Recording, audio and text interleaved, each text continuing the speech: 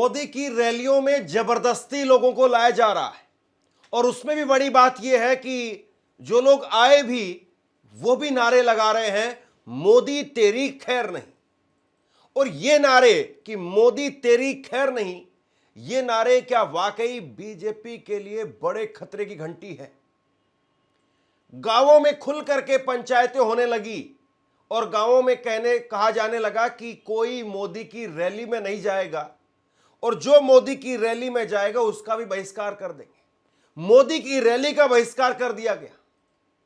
मैं बात कर रहा हूं कल प्रधानमंत्री नरेंद्र मोदी, उन्होंने कायदे से वैसे तो सरकारी कार्यक्रम किया, लेकिन सरकारी कार्यक्रम में भी रैली से कम और चुनावी भाषण से कम कुछ भी नहीं था।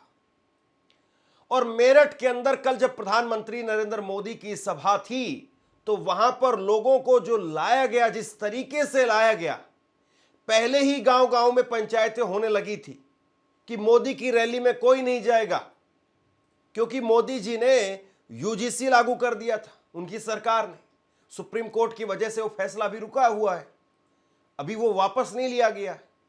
तो सवर्ण समाज इसको लेकर के विरोध कर रहा है। और दूसरी बड़ी बात यह है कि जो रैली में महिलाएं आई भी तो वो खुद कह रही हैं कि भाई हमें तो जबरदस्ती लेकर के आए हैं।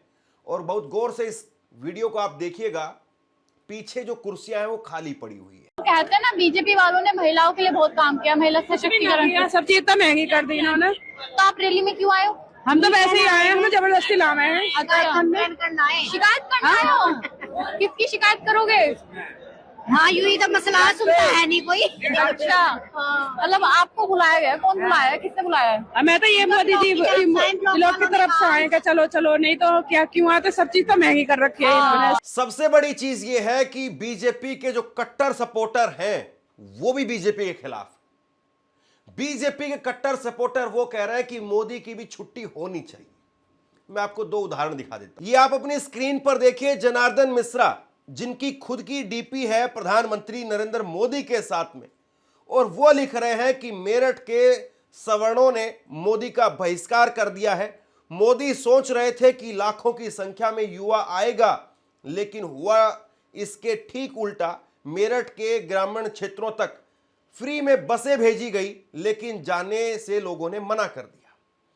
एक और इन्होंने ट्वीट किया कि आज प्रधानमंत्री नरेंद्र मोदी की रैली में भीड़ नहीं जुटी, कैमरा एंगल टाइट करके इज्जत बचाई गई।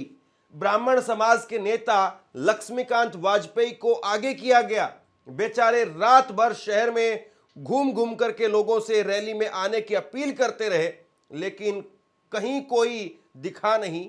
फ्लोप रैली देख करके मुस्कुराते हुए वापस चल दिए प्रधानमंत्री मोदी। अब देखिए, इस तरह की बातें भाजपा के जो कट्टर सपोर्टर हैं वो कह रहे हैं। मैं एक वीडियो आपको दिखाऊंगा जिसमें बीजेपी के वाइस प्रेसिडेंट वो कह रहे हैं, टेम्पो में बैठे हुए हैं, और वो कह रहे हैं कि मोदी जी की रैली के अंदर आपको आना है। लेकिन उससे पहले मुझे लगता है कि आपको एक बार जरा ये देख लेना चाहिए कि गांवों में किस तरीके से मोदी जी का विरोध हो रहा है। ये कहा जा रहा है कि यूजीसी के विरोध में अब मोदी का संपूर्ण बहिष्कार कर दो, कोई रैली में नहीं जाएगा। जय श्री राम, जय श्री राम, जय स्वर्ण एकता, जय स्वर्ण। यूजीसी कानून वापस लो, वापस लो, वापस लो। भाई साहब, 22 तारीख को प्रधानमंत्री नरेंद्र मोदी का जो मेरठ में होने वाला कार्यक्रम है, समस्त स्वर्ण समाज, समस्त साठा 84 और पश्चिम उत्तर प्रदेश का स्वर्ण समाज, हम उसका पूरी तरह बहिष्कार कर रहे हैं।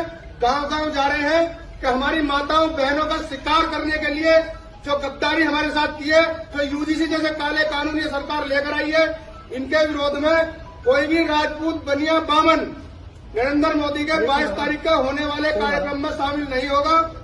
और जो स्वर्ण समाज के लोग इसमें शामिल होते हैं, हम समझेंगे कि अपनी माताओं बहनों के शिकार करवाने के लिए उनके समर्थन में है।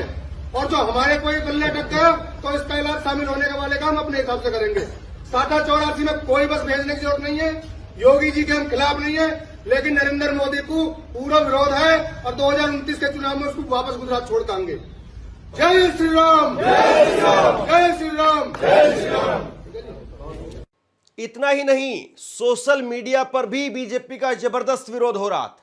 ये आप अपनी स्क्रीन पर देखिए, सुधीर मिश्रा, और वो लिख रहे हैं कि योगी तुझसे बैर नहीं और मोदी तेरी खैर नहीं।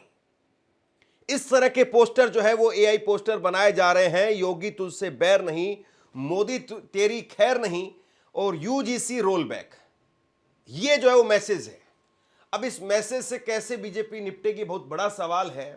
और क्या वाकई सवर्ण वो नाराज हैं, और ये सवर्ण नाराजगी क्या आखिरी में बीजेपी को वोट मिल ही जाएगा, या फिर से वही बात होगी, या फिर इस बार कुछ अलग होगा, ये बहुत बड़ा सवाल है। मुझे लगता है कि आपको एक वीडियो और देख लेनी चाहिए, फिर इस विस्तार से हम इस पर बात करते हैं। बीजेपी के बड़े नेता, कद्दावर नेता लक्ष्मीकांत वाजपेयी, राज्यसभा के सांसद, स्टेट इंचार्ज, बड़े नेता है, कद्दावर नेता है, और वो टेम्पो के अंदर बैठ करके घूम रहे हैं। वो कह रहे हैं कि मोदी बिना मांगे दे रहे हैं। दरअसल उनको आगे करके भीड़ लाने की जिम्मेदारी दी गई थी, लेकिन वाकई भीड़ कुछ खास थी नहीं। आदरणीय नरेंद्र मोदी जी को सुनने के लिए कल 10 बजे इंटीग्रेटेड टाउन से भूत बड़ाल में पहुंचने का कष्ट करें। मेरे साथ नगर प्रमुख श्री हरिकांत अहलुवालिया जी भी आप सबसे अपील करने आए हैं। आपको ये आरटीएस ट्रेन एक कहावत को चरितार्थ किया है नरेंद्र मोदी जी ने, बिन मांगे मोती मिले, मांगे मिले न भीख। बिना मांगे मेरठ को आरटीएस ट्रेन, बिना मांगे मेरठ को मेट्रो ट्रेन, और सेकंड फेज में कंकड़ खेड़ा से बेगमपुर बच्चा पारा इंदिरा चौक होते हुए काली नदी तक के लिए भी मेट्रो ट्रेन की सौगात मिलने वाली है। इसलिए मेरठ की जनता से निवेदन है, जो मिल रहा है उसका स्वागत करो, धन्यवाद करो, और आगे के लिए फिर प्रयास करेंगे, वह भी हमको मिलेगा, ये विश्वास के साथ कहना चाहता हूं। आदरणीय नरेंद्र मोदी जी का स्वागत करने के लिए कल पहुंचे 10 बजे टाउनशिप में 32 करोड़ की लागत से एशिया में पहली, हिंदुस्तान में पहली, उत्तर प्रदेश में पहली आरटीएस ट्रेन नरेंद्र मोदी द्वारा कल लोकार्पित की जाएगी। 8 मार्च 2019 को आरटीएस का शिलान्यास किया था। प्रधानमंत्री जी ये कहते हैं जिस चीज का शिलान्यास करो, लोकार्पण भी खुद करो, इस हिसाब से योजना बनाओ। 8 मार्च 19 को शिलान्यास करने वाले प्रधानमंत्री कल मेरठ में आरटीएस का उद्घाटन करेंगे। 22 फरवरी 2026 को, यानी शिलान्यास पे और उद्घाटन भी उस संघ। अब सबसे बड़ी बात यह है कि लोगों के अंदर एक नाराजगी है, और ये नाराजगी हमने देखी थी। और कल प्रधानमंत्री कांग्रेस का नाम लेकर के कह रहे थे कि कांग्रेस मेरी कब्र खोदने की बात कर रही है, लेकिन अब कांग्रेस नहीं, अब तो सवर्ण नारे लगा रहे हैं। सवर्ण कह रहे हैं कि मोदी तेरी कब्र खुदेगी, यूजीसी की सवर्णों की छाती पर। तो ये जो है वो अब सवर्णों की तरफ से नारे लग रहे हैं। और बात इतनी भी नहीं है, बात यह है कि लोगों के अंदर अब मोदी को लेकर के ना कोई करिश्मा बचा है, ना कोई जादू बचा है, ना कोई मैजिक बचा है, और लोगों की आंखों के ऊपर से चश्मा उतार दिया गया। और चश्मा उतारा है महंगाई ने। मोदी की रैली में आई हुई महिलाओं को आप सुनिए। मोदी की रैली में आई हुई महिलाएं वो कह रही हैं कि इतनी महंगाई कर दी है कि गरीब आदमी वो तो अपनी बहन बेटी की शादी के लिए सोना खरीद ही नहीं सकता है। और यही प्रधानमंत्री नरेंद्र मोदी थे जो 2024 के चुनाव से पहले घूम घूम करके पूरे देश में कह रहे थे कि कांग्रेस आएगी तो महिलाओं के मंगलसूत्र छीन ले जाएगी। रिपोर्टर ने कहा कि आप ऐसा क्यों कह रहे हैं, दहेज लेना, दहेज देना वो तो अपराध है। तो महिलाएं कह रही हैं, और वाकई वो सच्चाई भी है, ग्रामीण भारत की कड़वी सच्चाई भी है। महिलाएं कह रही हैं कि कोई अपनी बहन बेटी को घर से भेजेगा तो कम से कम उसके नाक कान वो तो ढक कर के भेजेगा, मंगलसूत्र वो तो सोने का देगा, वो खरीदने की भी हैसियत बची नहीं है। सब चीज तो महंगी कर रखी है इन्होंने। सोना 2 लाख रुपए, चांदी 4000 रुपए तोले। मोदी जी से कहते हैं कि सस्ता कर दे। जो गरीब लोग हैं उनकी लड़कियों की शादी कैसे होएगी?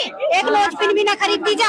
सोना देना जरूरी है कि बिना सोने की शादी? बिना सोने के कोई ले जाता ना। उन्होंने कुछ दिया नहीं। 10-12 लाख रुपए नकद मांगे। दहेज देना तो एक अपराध है, लेकिन कान नाक तो ढके जाएंगे। आपसे कुछ कहना चाहता हूं, आज के वक्त में पत्रकारिता करना कितना मुश्किल काम है, लेकिन अगर ऐसे में भी कोई आपकी खबर दिखा रहा है, कोई आपके मुद्दे पर बात कर रहा है, तो आपको भी उसका साथ देना चाहिए। अगर आपको लगता है कि मेरी पत्रकारिता सही है, मैं आपके लिए आपकी खबर वो दिखा रहा हूं, तो ऐसे में आप मेरा सहयोग कीजिए। आप इस वीडियो को जब लाइक करेंगे तो लाइक के साथ में ही एक थैंक्स का बटन आपको दिखाई देगा। उस थैंक्स के बटन पर आप क्लिक कीजिए और जो भी सहयोग राशि दे सकते हैं वो दीजिए। दूसरा, आप चैनल को ज्वाइन कर सकते हैं और चैनल को ज्वाइन करके भी मुझे मदद कर सकते हैं। मोदी को लेकर के ये विरोध जिस तरीके से दिनों दिन लगातार बढ़ता जा रहा है, और सबसे बड़ी बात यह है कि पहले ही एससी, एसटी, ओबीसी और माइनॉरिटी वो तो मोदी जी के खिलाफत एक नज़र आती ही थी कि मोदी जी ने आने के बाद में किस तरीके से लोगों के बीच में खाई पैदा कर दी। लेकिन अब मोदी जी को लगता है कि ये जो सवर्ण लोबी है, ये सवर्ण जो जातियां हैं, वो तो बीजेपी की एक तरीके से पक्की जो है कोर वोटर हैं ही हैं। अब कहीं ना कहीं जो है सेंधमारी की जाए एससी, एसटी, ओबीसी के अंदर, और खास तौर पर ओबीसी इस वक्त में नजरों में है। और मोदी जी को लगता है कि अगर ये 10% के आसपास अगर सवर्ण है, अगर ये सवर्ण नाराज हो भी गए, इनमें से 2%, 3% चले भी जाएंगे, तब भी कोई नुकसान नहीं है, क्योंकि अगर उधर से 10% आ गए, इधर से 2% चले गए, तब भी 8% का फायदा हुआ। तो ये जो गणित है, ये गणित लोगों को भी समझ में आ रहा है। ऐसा नहीं कि ये गणित नरेंद्र मोदी और बीजेपी के चाणक्य उन्हीं के दिमाग में घूम रहा है। ये गणित लोगों को भी समझ में आ रहा है, और लोगों को भी पता चल रहा है कि भाई किस तरीके से बीजेपी सिर्फ और सिर्फ अपना काम कर रही है। इस तरह के पोस्टर शेयर किए जा रहे हैं कि जो लोग सोच रहे थे कि यूसीसी आएगा, और ये महामानव यूजीसी लेकर के आ गए। इस तरीके से नरेंद्र मोदी निशाने पर हैं कि यूसीसी की लोग बाट देख रहे थे, मुसलमानों की चूड़ी टाइट कर दी जाएगी, इसका इंतजार कर रहे थे, लेकिन यूजीसी लेकर के आ गए और यूजीसी में सवर्णों को ही हाशिए पर लगा दिया। हालांकि वो एक अपने आप में बड़ी बहस है कि यूजीसी के फायदे क्या है, नुकसान क्या है, वो अपने आप में बड़ी बहस है। लेकिन यूजीसी से सवर्ण जो है वो नरेंद्र मोदी से नाराज है, और वो नाराजगी अभी तक खत्म नहीं हो रही है। और लोगों को ये बात भी समझ में आ रही है कि अभी तो सुप्रीम कोर्ट ने इस पर रोक लगाई है, लेकिन ये रोक कोई परमानेंट नहीं है। ये तो आएगा ही आएगा, होगा ही होगा। ये तो तभी मुमकिन है जब सरकार इसको वापस ले ले, लेकिन हो नहीं रहा है। और ऐसे में जो विरोध है नरेंद्र मोदी के खिलाफ वो लगातार बढ़ रहा है। और सबसे बड़ी बात यह है कि जो लोग ये नारे लगा रहे हैं कि मोदी तेरी खैर नहीं, योगी तुझसे बैर नहीं, ये भी तो बीजेपी को ही फायदा दे रहे हैं। और इसीलिए देखिए आप, विजय प्रताप हिंदू एक ट्विटर यूजर है, इन्होंने लिखा कि मोदी तुझसे बैर नहीं, वसुंधरा तेरी खैर नहीं, योगी तुझसे बैर नहीं, मोदी तेरी खैर नहीं, जैसे नारे केवल वोटर को बेवकूफ बनाने के लिए प्रमोट किए जाते हैं। मोदी या योगी वोट आप भाजपा को ही दे रहे हैं, बहाने क्या बनाना। मोदी योगी अलग अलग पार्टी से हैं क्या? पार्टी तो वही है, यूजीसी रोल बैक। यानी लोग जो है वो अब 4 कदम और आगे चल करके कह रहे हैं इस बात को कि भाई ये मोदी तुझसे बैर नहीं, खैर नहीं, बैर नहीं, ये इस तरह के जो नारे जुमले हैं कि योगी तुझसे बैर नहीं, मोदी तेरी खैर नहीं, इसी तरह से नारे वसुंधरा को लेकर के भी निकाले जाते हैं राजस्थान के अंदर। लेकिन ये नारे लगाना और इस नारे की जो हकीकत है वो तो बिल्कुल उलट है। वोट तो बीजेपी को ही जा रहा है, और 4 दिन बाद में फिर बीजेपी चूड़ी टाइट करेगी सरकार बनाने के बाद में। योगी आदित्यनाथ की सरकार अगर बन भी गई तो फिर योगी आदित्यनाथ की सरकार वो सेंटर में जाकर के बीजेपी को सपोर्ट करेगी।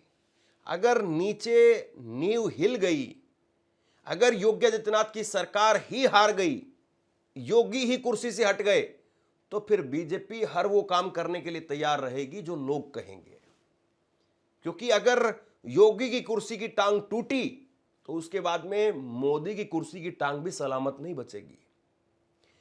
पत्रकारिता में एक बड़ी घिसी पिटी लाइन है जो हर बार इस्तेमाल की जाती है कि दिल्ली का रास्ता यूपी से होकर के गुजरता है। और ये जो लाइन है, ये लाइन इसे ऐसे ही नहीं कही जाती है, जो यूपी में होता है वही दिल्ली में होता है। यूपी में बीजेपी हारी इस बार और दिल्ली में पसीने छूट गए। यूपी के अंदर जितना बीजेपी को नुकसान होगा उतना मोदी कमजोर होंगे। और यूपी में अगर विधानसभा में बीजेपी खत्म हो गई, हार गई, तो फिर उसके बाद में दिल्ली में भी कोई बचाने वाला नहीं है। तो अगर वाकई चोट पहुंचानी है, वाकई निशाना लगाना है, तो लोग ये कह रहे हैं कि भाई ऊपर नहीं, नीचे वाली ईंट पर निशाना लगाओ, पूरी दीवार भरभरा करके गिर जाएगी। नीचे नुकसान करो, अभी योगी है, योगी को चोट पहुंचाओ, और उसके बाद में फिर जब नंबर आएगा मोदी जी का तो उनका भी हिसाब कर दिया जाएगा। लोग इस तरह की बातें कह रहे हैं। तो अपने आप में सबसे बड़ा सवाल यह है कि क्या वाकई नरेंद्र मोदी, भाजपा अब उनकी उल्टी गिनती शुरू हो रही है? योगी को लेकर के भी ऐसा नहीं कि कोई लोगों के अंदर बहुत खुशी जो है वो उमंग इतनी ज्यादा है कि वो उछल उछल करके बाहर आ रही है, ऐसा नहीं है।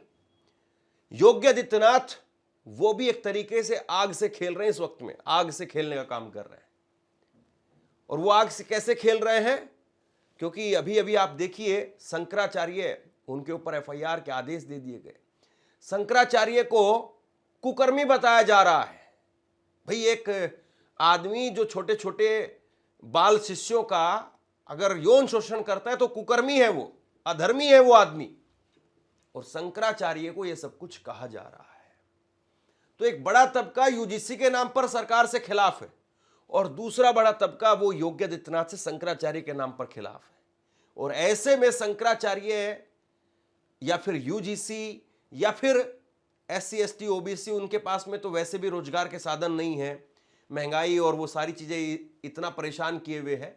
लेकिन अगर वाकई समाज के हर तबके में थोड़ी थोड़ी नाराजगी दिखाई दे रही है, तो फिर ये नीचे जमीन पर फिर काफी जो है वो नुकसान कर देती है। बहरहाल अब देखना यही है कि नरेंद्र मोदी और योगी आदित्यनाथ यहां से कुछ डैमेज कंट्रोल कर भी पाते हैं, या अब पछताए होत क्या जब चिड़िया चुग गई खेत। अब तो मामला निपट चुका है, अब तो तीर कमान से छूट चुका है।